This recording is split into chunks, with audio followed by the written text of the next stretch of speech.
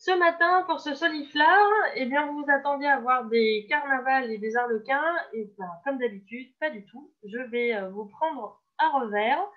Ce matin, j'ai décidé d'aborder une période et une technique qu'on n'a encore jamais vue ensemble, puisque nous partons eh bien, en Aveyron sur les routes de Saint-Jacques-de-Compostelle. Et c'est une œuvre sculptée datant de l'époque romane, c'est-à-dire du XIIe siècle, que nous allons décrypter ce matin. C'est le tympan du Jugement dernier, se trouvant sur le portail occidental de l'église abbatiale Sainte-Foy de Conques. Alors, cette abbaye, la voici, c'est vraiment une abbaye qui va connaître son heure de gloire au XIIe siècle, puisqu'elle reçoit en son sein des reliques, et notamment la relique de Sainte-Foy. Et c'est ce qui va aussi expliquer son évolution. Au départ, c'était un tout petit ermitage avec Dindon qui va venir s'installer pour retrouver une vie contemplative. Et au fur et à mesure, cette abbaye reçoit des terres, des cadeaux, s'enrichit, devient de plus en plus importante. Et donc, au XIe siècle, comme beaucoup d'abbayes, beaucoup de lieux, il y a cette course aux reliques pour faire rayonner cet établissement. C'est donc ce qu'on appelle une église de pèlerinage, puisqu'elle se trouve sur la route de Saint-Jacques-de-Compostelle, et elle est suffisamment grande pour pouvoir accueillir le flux de pèlerins venant rendre hommage à la Sainte. Et la Sainte, la voici, donc Sainte-Foy, c'est l'histoire d'une jeune fille qui a 12-13 ans, qui va refuser de renier sa foi puisqu'elle a été convertie au christianisme, et elle va vivre le martyre, c'est-à-dire qu'elle sera décapitée. Elle sera ensevelie à Agen, sa ville originaire, sauf que, comme je vous ai dit, il y a la course à ses reliques, que l'abbaye Sainte-Foy de Conques n'arrive pas à obtenir des reliques de manière traditionnelle, c'est-à-dire par un don ou par sorte de miracle, eh bien, ce sera tout simplement ce qu'on va appeler la translation furtive, c'est-à-dire que c'est dû à un rapt, c'est un vol. Les moines vont voler le crâne, le haut du crâne de la sainte pour la ramener à Conques.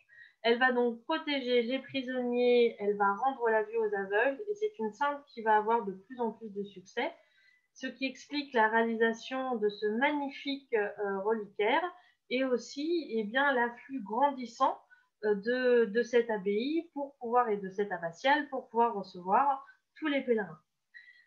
Il va sans dire que si l'abbaye s'élargit, si l'abbaye grossit, elle a un rayonnement spirituel grâce à cette relique, mais elle a aussi un rayonnement artistique, car en élargissant aussi son lieu de culte, eh bien, il va falloir le décorer, l'orner, et on est en pleine période d'art roman, donc c'est-à-dire à la façon des Romains, mais en même temps, on va s'inspirer de l'art byzantin, de l'art carolingien. On va vraiment jouer avec toutes les influences de cette époque. Et l'abbatiale, l'abbaye, va aussi rayonner grâce à ce décor artistique. Donc, on a un rayonnement artistique. Et le tympan est un chef-d'œuvre de ce rayonnement artistique de l'art roman. Alors, ce n'est pas le seul datant de cette époque, mais en tout cas, lui est aussi un chef-d'œuvre et un lieu extrêmement important encore aujourd'hui à visiter quand on s'intéresse à cette période. Alors, ce tympan, le voici. Il est divisé en 3 registres. Ça, c'est vraiment un tympan, c'est un décor sculpté venant orner le dessus de l'entrée d'une église, le dessus d'une ou plusieurs portes. C'est un tympan extrêmement grand qui fait 3,62 m de haut sur 6,70 m de large, qui est placé à une hauteur de 3,50 m au-dessus du sol à peu près, et qui va donc lui-même se diviser en 3 parties. Vous allez avoir eh bien, ce qu'on va appeler le registre inférieur, qui est la partie basse, qui nous donne un premier niveau de lecture. Le registre médian, qui va être le niveau du milieu, qui va nous donner une autre lecture d'autres épisodes. Et ensuite, la partie haute, qui est ce qu'on appelle le registre supérieur.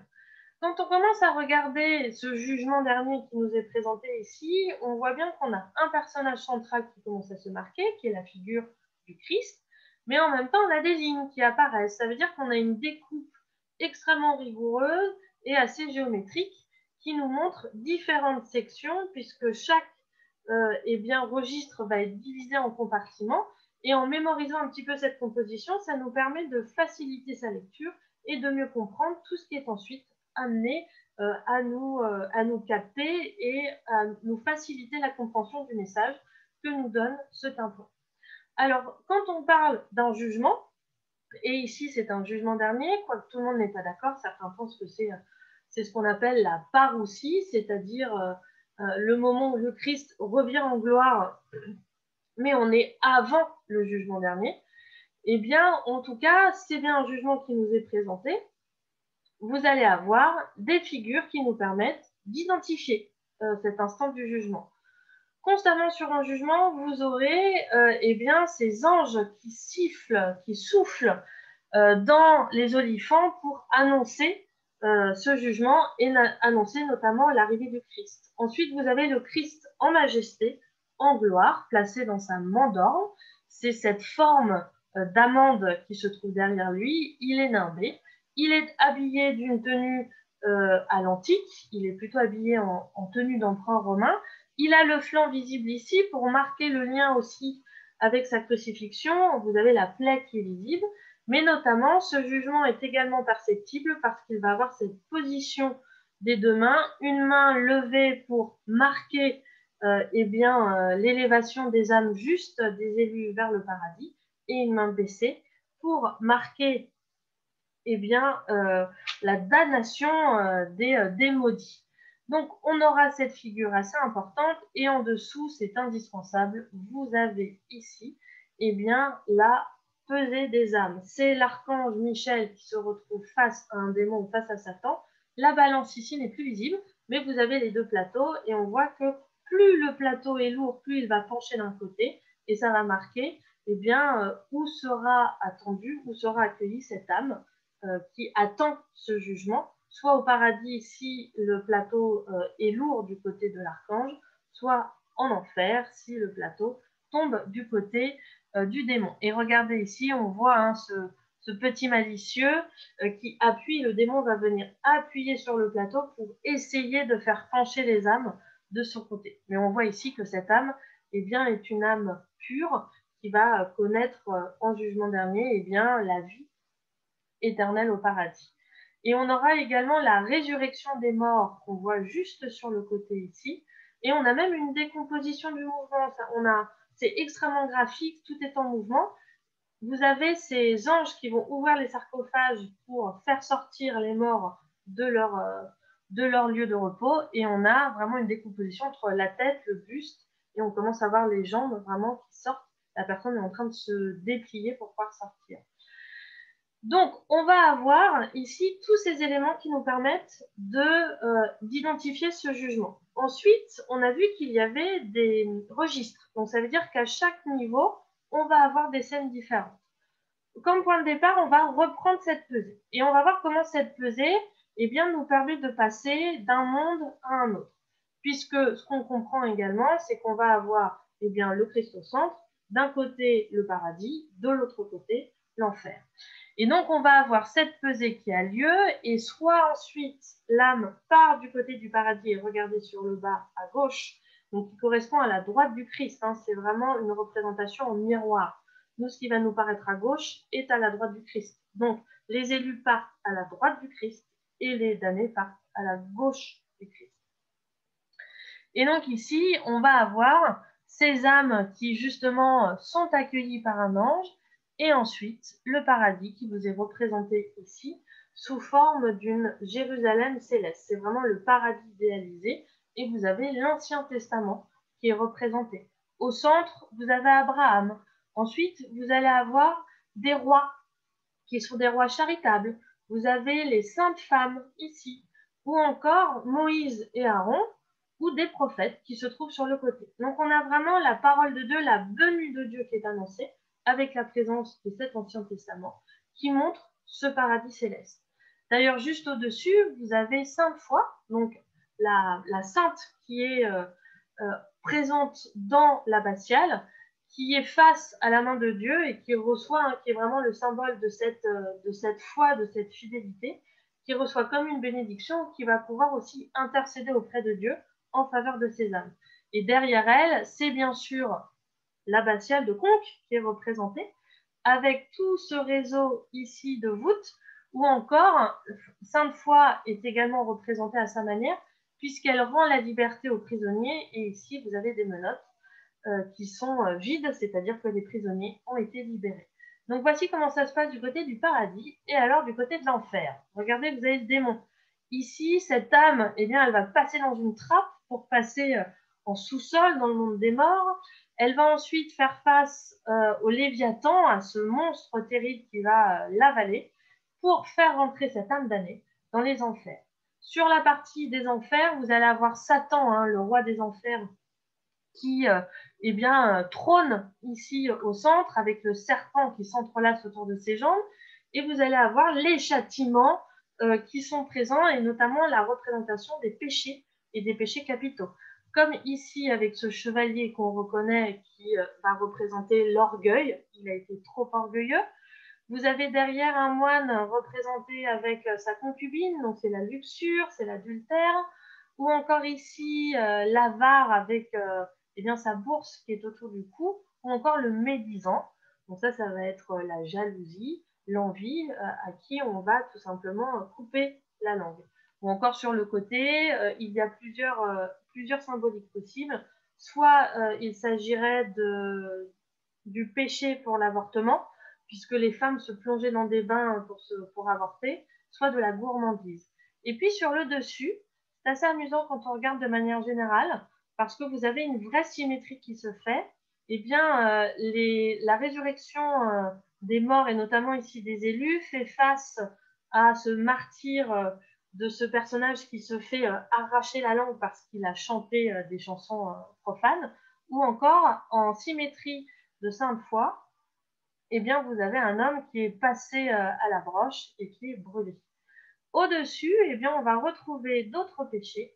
Vous allez avoir ici, alors, ça peut être encore une fois la gourmandise ou encore le chef de monnaie. Vous avez un drapier, donc ce sont des péchés qui sont en lien avec l'argent, avec d'une certaine manière la corruption, ou encore vous avez le monnayeur qui est représenté ici. Mais surtout, sur ce registre, quand on passe au registre supérieur, ce sont des personnages un petit peu de tous les jours. Ça montre aussi que le jugement n'épargnera personne, quel que soit votre statut social. Vous avez ici un roi, un mauvais roi qui a sa couronne sur la tête, qui d'ailleurs pointe une autre tête couronnée qui se trouve de l'autre côté. Vous avez ici un pape qui se fait arracher sa tiare, vous avez un chevalier. Donc on va vraiment avoir sur le dessus un moine qui a été corrompu, qui a fait payer pour ses services, ou encore l'hérétique qui est représenté. Donc vous avez plein de péchés qui sont illustrés pour pouvoir faire comprendre aussi ce qu'il faut éviter dans son comportement. Et on voit que ces pécheurs sont mis à l'écart par ce groupe ici d'anges. Vous avez deux anges armés qui vont les pousser pour les maintenir à l'écart du Christ. Et derrière eux se trouve un ange qui tient le livre de vie sur lequel est inscrit que le livre de vie est scellé. Donc la décision est prise. Et l'ange du bas qui va tenir l'encensoir. Donc vraiment ce processus, hein, comme une cérémonie qui s'enclenche, avec également les deux anges présents au niveau des pieds, hein, vraiment sous la mandorle avec ce Christ en majesté, puisqu'au moment du jugement, eh bien, c'est l'obscurité qui va régner. Alors que de l'autre côté, côté paradis, donc côté droit, eh bien, vous allez avoir les élus. Et parmi ces élus, vous avez les grandes figures notamment du Nouveau Testament. Donc on voit qu'on a l'Ancien Testament, le Nouveau Testament qui se mettent eh bien, ensemble. Vous allez avoir Marie qui est représentée ici. Vous avez Saint-Pierre qui est reconnaissable avec ses clés juste derrière. Et dans cette procession, vous avez Dindon, donc le fondateur de l'abbaye qui est présent. L'abbé, alors on pense que c'est Bégon, peut-être qui serait l'abbé qui était à la direction de l'abbaye au moment de la réalisation du tympan. Et il tient par la main Charlemagne qui se trouve juste derrière lui. Charlemagne qui fait partie de ces grandes têtes couronnées de ces Carolingiens qui vont impulser et vraiment avoir beaucoup de faveurs pour la création des monastères et des abbayes. Donc voilà hein, le mauvais roi de l'autre côté qu'il est en train de pointer sur la partie du paradis. Et vous avez certainement Sainte Foy qui est représentée ici et Marie-Madeleine. Et donc, sur le dessus, vous allez avoir eh bien, cette représentation du ciel. Ça veut dire que le tympan, il est divisé non seulement en trois registres avec trois niveaux de lecture, mais aussi en trois temps, trois lieux. Vous avez le paradis, qui se trouve sur notre gauche, donc à droite du Christ. Vous avez l'enfer qui se trouve à la gauche du Christ. Et ensuite, vous allez avoir sur le dessus, eh bien, le Christ qui va juger. Donc, on a vraiment deux lieux et on a l'aspect céleste qui vient se placer au centre et au-dessus. Et d'une certaine manière, si on reprend la lecture en registre, on va retrouver aussi cette idée, puisqu'on va avoir le passé qui est en dessous du monde, c'est le monde des morts. Vous allez avoir le passé avec l'Ancien Testament. Ensuite, vous allez avoir le présent avec le Nouveau Testament. Et vous allez ensuite avoir le futur avec ce côté intemporel du côté divin. Donc, ça veut dire que ce tympan, il est extrêmement parlant. C'est un livre ouvert. D'ailleurs, nous, aujourd'hui, quand on voit ce tympan, on le voit quasiment à nu. On pense qu'il était placé dans le narthex, c'est-à-dire un vestibule avant de rentrer dans la nef de l'église, et qu'ensuite il aurait été déplacé vers l'extérieur puisque ce narthex n'existe plus aujourd'hui. Ce qui pourrait aussi expliquer la présence de polychromie sur encore ce tympan. Car nous, quand on regarde le tympan aujourd'hui, eh bien, on regarde un tympan qui est à nu, alors qu'en réalité, eh bien, c'était un tympan qui était coloré. Parce que le but du tympan, c'est vraiment de faire office d'enseignement, c'est de la didactique à l'état pur, c'est un livre sculpté, et l'idée était d'impressionner aussi toute personne entrant dans l'église pour lui enseigner les textes bibliques et aussi pour lui faire comprendre qu'au moment de sa mort, le jugement arriverait et que selon son comportement, eh bien, il partirait soit aux enfers, soit au paradis. Donc, on va avoir vraiment une dominante de bleu pour le côté céleste et une dominante de rouge et de vert au niveau des enfers pour rappeler ces flammes. D'ailleurs, on a des flammes aux enfers, mais on n'a pas de flammes aux enfers vraiment souterraines en présence de Satan, mais on n'a pas de flammes au niveau du présent, parce qu'on est dans une certaine réalité. Donc, c'est vraiment un tympan extrêmement impressionnant qui montre aussi à quel point le Moyen-Âge, contrairement à ce qu'on pense et contrairement aux idées reçues, n'est absolument pas une période triste et sombre, mais bien au contraire, c'est une période lumineuse et cette luminosité permettait, et cette couleur permettait de rentrer en contact avec le divin. D'ailleurs, peut-être vous voyez sur l'archivolte ici des petites têtes, et notamment vous en avez un tout en haut qui ouvre tel un rideau, hein, parce qu'on compare aussi le tympan au théâtre, c'est extrêmement vivant. Vous avez le travail des plis, le travail des décors, les positions acrobatiques, ça c'est vraiment caractéristique de l'art roman. Eh bien, ces petits curieux vont regarder ce jugement. Mais quand on entre, ces petits curieux, on a surtout l'impression qu'ils nous regardent nous plutôt que le jugement. Donc c'est une manière, encore une fois, de montrer qu'on est observé et qu'au moment de notre mort, nous serons jugés comme au moment du jugement dernier. Donc voilà tout ce que représente ce tympan sur la façade occidentale de l'église abbatiale de Conques. Petit rappel avant de vous quitter, les 3 prochains rendez-vous. Vendredi, je vous retrouve pour Beauté et Cosmétique pour parler du bien-être de l'époque gréco-romaine jusqu'à la Renaissance. Le mardi 23 février, c'est Mélanie qui prend la relève avec Œuvres volées et détruites. Et elle prendra aussi le prochain Soliflare le mardi 2 mars. Donc, je vous souhaite une très bonne journée et je vous remercie de votre écoute.